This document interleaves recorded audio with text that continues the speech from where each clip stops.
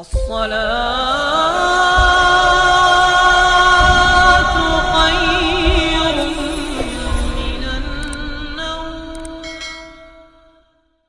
میرے پیارے آقا علیہ السلام کے پیارے دیوانوں، آج ہم ایمان پر خاتمے کی کتنی فکر کرتے ہیں یارو۔ پہلی بات تو خاتمے کی فکر نہیں، اور پھر ایمان پر خاتمے کی کیا فکر۔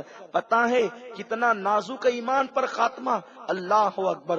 سیدی اعلیٰ حضرت فتاوی رضویہ شریف میں فرماتے ہیں کہ جو لوگ رکوع کرتے وقت اپنی پیٹھ کو سیدھا نہیں کرتے، مجھے ڈر ہے کہ جب وہ مریں گے تو کافر ہو کر کے مریں گے۔ ابھی میں نماز کی بات نہیں کرتا، نماز چھوڑنے والوں کی بات نہیں کرتا، بات ان کی کرتا ہوں کہ جو رکوع کو صحیح طور پر ادا نہیں کرتے، ڈر ہے کہ مریں گے تو کفر پر مریں گے۔ جو لوگ اذان کو سن کر اذان کا جواب نہیں دیتے بلکہ اذان کے وقت تو دنیا کی باتیں کرتے ہیں، ڈر ہے کہ وہ مریں گے تو کفر پر مریں گے۔ جو لوگ ماں باپ کی بے ادبی کرتے ہیں، ڈر ہے مریں گے تو کفر پر مریں گے۔ جو لوگ اپنی نگاہوں کو آوارہ کرتے ہیں، ڈر ہے کہ مریں گے تو کفر پر مریں گے۔ جو نماز میں سستی کرتے ہیں، ڈر ہے کہ مریں گے تو کفر پر مریں گے۔ جو لوگ اللہ والوں کی علماء ربانی جن کی بے ادبی کرتے ہیں، مولویوں کو جو ہے ہلکا جان کر ان کا مذاق اڑاتے ہیں، ڈر ہے کہ مریں گے تو کفر پر مریں گے۔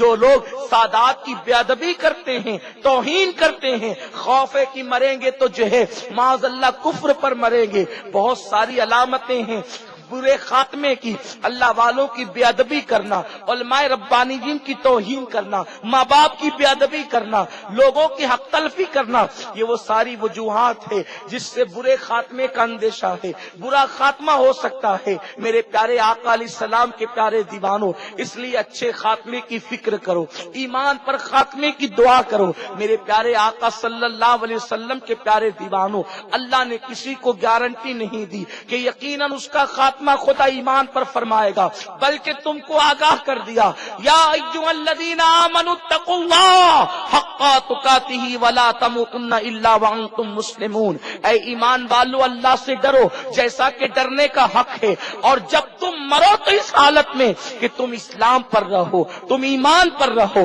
میرے پیارے آقا صلی اللہ علیہ وسلم کے پیارے دیوانوں، اس چہلم کے موقع پر میں آپ کو یہ پیغام دینا چاہتا ہوں، ہر مسلمان ایمان کی فکر کرے، ایمان پر خاتمے کی فکر کرے۔ سرکار غوث پاک فرماتے ہیں، جو لوگ ایمان پر خاتمے کی فکر نہیں کرتے، مجھے ڈر ہے کہ وہ کافر ہو کر کے مریں گے۔ فکر کرو ایمان پر خاتمے کی، ان اعمال سے بچو جس سے سوء خاتمہ کا ڈر ہے، برے خاتمے کا ڈر ہے۔ اور جو چیز برے خاتمے کی طرف لے جاتی ہے وہ نماز کا ترک کرنا ہے۔ یہ بڑی خطرناک چیز ہے۔ اتنی خوبصورت مسجدیں بناتے ہیں، بنانا بھی چاہیے۔ اللہ کے گھر سے زیادہ کس کا گھر اس بات کا حقدار ہے کہ وہ خوبصورت بنے؟ اچھے سے اچھا بناؤ، لیکن رنگ اور روغن مسجد کی زینت نہیں ہے، جھومر اور خوبصورت محراب مسجد کی زینت نہیں ہے۔ مسجد کی زینت نمازیوں کے سجدوں سے ہے۔ ہم نے ایک مسجد ایسی بھی دیکھی تصورات میں، جس کی چھت کھجور کے پتوں کی ہے، جس کی دیواریں مٹی کی ہے، بارش ہوتی ہے تو زمین پہ کیچڑ ہوتا ہے، پیشانیوں پہ لگتی ہے، لیکن اس کے نمازی ایسے تھے، خدا کی قسم اب ایسے نمازی نظر نہیں آتے۔ اسی مسجد کو مسجد نبوی کہتے ہیں، جس کا امام امام الانبیاء تھا، جس کا مقتدی صدیق اکبر، فاروق اعظم، عثمان غنی، مولا علی، سعد و سعید، طلحہ و زبیر، ابو ہریرہ اور جناب زید، جناب انس جیسے لوگ اس مسجد کے مصلیان تھے۔ آپ بتائیں تو صحیح، ان کے سجدوں کا عالم کیا تھا، ان کی عبادتوں کا عالم کیا تھا۔ آج مسلمانوں کا حال یہی ہے کہ اللہ اکبر، نماز سے دوری، غفلت پر غفلت۔ اللہ اکبر، اگر کسی مسلمان سے یہ پوچھ لیا جائے، مرد ہو یا عورت، تو بڑے بڑے بہانے، بلکہ اب تو لوگ بڑی بے باکی سے کہتے ہیں، باپو جتنا وقت ملتا ہے اس کے مطابق پڑھ لیتا ہوں، اور جو وقت ملتا ہے پڑھ لیتا ہوں۔ واہ رے واہ، آپ کو یہ کس نے کہہ دیا کہ جو وقت ملے اس کے مطابق پڑھو؟ ایسا نہیں ہے کہ جو وقت ملے اس کے مطابق پڑھو، وقت نکال کر کے پڑھو، اس لیے کہ نماز فرض ہے۔ آپ پر روزی کمانا فرض نہیں ہے، آپ پر دکان چلانا فرض نہیں ہے، آپ کے لیے نماز پڑھنا فرض ہے۔ جو چیز فرض نہ تھی آپ نے اس پر تو محنت کی، اور جو چیز فرض جو تھی اس کو آپ نے چھوڑ دیا، نظر انداز کر دیا۔ میں یہ نہیں کہتا کہ روزی نہ کماؤ، کماؤ، بالکل کماؤ، میں اس سے روکنے والا نہیں، بلکہ ہماری فکر تو یہ ہے کہ مسلمان معاش کے میدان میں اتنی محنت کرے کہ مسلمان سے زیادہ کوئی ترقی یافتہ نہ ہو۔ بھائی میرے آقا نے فرمایا کہ غربت انسان کو کبھی کبھی کفر تک لے جاتی ہے، لیکن میرے بھائی میں تجھ سے پوچھنا چاہتا ہوں، تجھے یہ سبق کس نے پڑھا دیا کہ وقت ملتا ہے تو پڑھ لیتا ہوں؟ اگر تو دکان چھوڑ کر کے نماز پڑھے گا، اگر تو ڈیوٹی چھوڑ کر کے نماز پڑھے گا تو 20 منٹ کا وقت تو ایک نماز کے لیے لگتا ہے، تیرا کیا نقصان ہو جائے گا؟ 20 منٹ میں کون سی دکان تیری خالی ہو جائے گی؟ 20 منٹ کے اندر کون سا تیرا جو ہے وہ بہت بڑا نقصان ہو جائے گا؟ میرے پیارے آقا علیہ السلام کے پیارے دیوانوں، تم نے نمازوں کو چھوڑ کر کے کتنی ترقی کی ہے جو اور ترقی کر لوگے۔ اس لیے جب نماز کا وقت آ جائے تو صحابہ کی سنت پر عمل کیا کرو، کاروبار چھوڑ دیا کرو، بچوں کا ساتھ چھوڑ دیا کرو۔ ام المومنین ماں عائشہ صدیقہ رضی اللہ تعالیٰ عنہا فرماتی ہیں، آقا کریم صلی اللہ علیہ وسلم گھر میں موجود ہوتے، ہم سے ہنسی بول کر رہے ہوتے، لیکن جیسے ہی اذان سنتے تو حضور علیہ السلام کی کیفیت ایسی بدل جاتی جیسے اللہ کے رسول ہمیں پہچانتے ہی نہ ہو، اور حضور نماز کی تیاری فرماتے۔ کتنے لوگ ہیں جو نماز کے حوالے سے اس طرح سے فکر کرتے ہیں، جو نماز کی کوشش کرتے ہیں۔ اللہ کے رسول صلی اللہ علیہ وسلم نے فرمایا کہ جس نے ایک وقت کی نماز جان بوجھ کر چھوڑ دی، من ترک الصلاۃ متعمدا فقد کفر، جس نے ایک وقت کی نماز جان بوجھ کر چھوڑی وہ کفر کی حد تک پہنچ گیا۔ مومن اور کافر میں فرق کرنے والی چیز نماز ہے۔ یہ وہ نماز ہے جسے صحابہ نے کبھی میدان جنگ میں بھی نہیں چھوڑا۔ یہ وہ نماز ہے، فاقے پہ فاقے کیے لیکن کبھی نماز نہیں چھوڑا۔ جنگوں میں نماز پڑھی، سفر میں نماز پڑھی، دھوپ میں نماز پڑھی، تلواروں کی جھنکار میں نماز پڑھی۔ آج مسلمان سائے میں نماز پڑھنے کو تیار نہیں، آج مسلمان پنکھوں کے نیچے نماز پڑھنے کو تیار نہیں۔ نہ مردوں میں نماز پڑھنے کا ذوق رہا، نہ عورتوں میں نماز پڑھنے کا ذوق رہا۔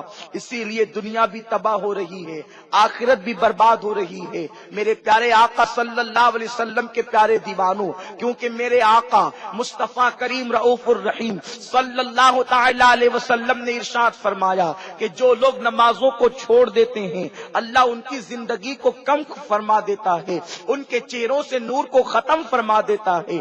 آقا کریم فرماتے ہیں ان کی روزی سے برکت اٹھا لی جاتی ہے۔ میں تم سے پوچھنا چاہتا ہوں، کیا آج تم پریشان نہیں؟ کیا آج تم بے چین نہیں؟ کیا آج تم بے قرار نہیں؟ مسلمانوں، پوری دنیا کا حال یہ ہے، پوری دنیا میں مسلم اکثریت بے نمازی ہوتی جا رہی ہے۔ اس لیے آپ دیکھیں نا، لاکھوں کا بینک بیلنس کرنے کے باوجود بھی دل کو سکون نہیں ہے، نرم نرم بستر پہ سونے کے باوجود بھی چین کی نیند نہیں آتی۔ کون ہے جو سکون سے ہے؟ کسی کے گھر میں جوان بیٹیاں بیٹھی ہوئی ہے، ان کو رشتے نہیں آتے، آدھی رات کو آنکھ کھل جاتی ہے تو ماں باپ بستر پہ کروٹیں بدلتے ہیں، میری بیٹی کو اچھا رشتہ کب آئے گا؟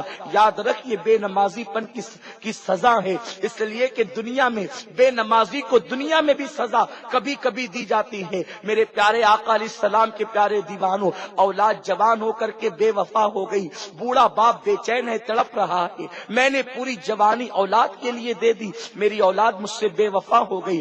آقا فرماتے بے نمازی کی اولاد بے وفا ہوا کرتی ہے۔ میرے پیارے آقا علیہ السلام کے پیارے دیوانوں، آپ اندازہ تو فرمائیں، گھروں سے برکتیں اٹھ گئی، گھروں سے رحمتیں اٹھ گئی، اب دلوں کے اندر چین نہیں، اب دلوں کے اندر قرار نہیں، دلوں کو اطمینان نہیں۔ اور جب دلوں کو اطمینان گناہوں کی وجہ سے، گناہوں کے سبب دلوں کا اطمینان ختم ہو گیا تو چاہیے تو تو یہ تھا کہ مسلمان توبہ کرتا، استغفار کرتا، اللہ کی بارگاہ میں رجوع کرتا، رب کی بارگاہ میں پلٹ آتا تاکہ دل کو سکون ملے۔ اللہ اکبر، کیسا نادان ہے میرا مسلمان بھائی۔ اللہ اکبر، گناہوں کی وجہ سے دل کا چین گیا، بے نمازی پن کی وجہ سے دل کا قرار گیا، تو اب دل کا قرار بھی کبھی گانوں میں تلاش کرتا ہے، کبھی گناہوں کے اڈوں پر تلاش کرتا ہے، کبھی شراب کی محفلوں میں تلاش کرتا ہے، کبھی نشہ آور گولیوں میں تلاش کرتا ہے، کبھی کہیں تلاش کرتا ہے۔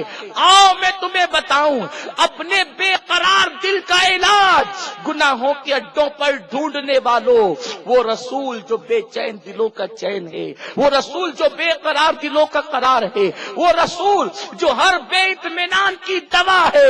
اللہ اکبر، جب وہ بے چین ہوتے تو خود فرماتے بلال تم کہاں ہو، اذان پڑھو میں نماز پڑھوں گا، اپنے دل کو سکون عطا کروں گا۔ نبی تو اپنے دل کا سکون نماز میں تلاش فرمائے، نماز پڑھ کر دل کو سکون دے، نماز پڑھ کر دل کو چین دے۔ اور آج مسلمان گناہوں کے اڈوں پر سکون تلاش کر رہا ہے، مسجد سے دور سکون تلاش کر رہا ہے، گندگی کی جگہ پہ سکون تلاش کر رہا ہے۔ سن لو، تمہیں کہیں سکون نہیں مل سکتا، اگر سکون ملے گا تو اللہ کی عبادت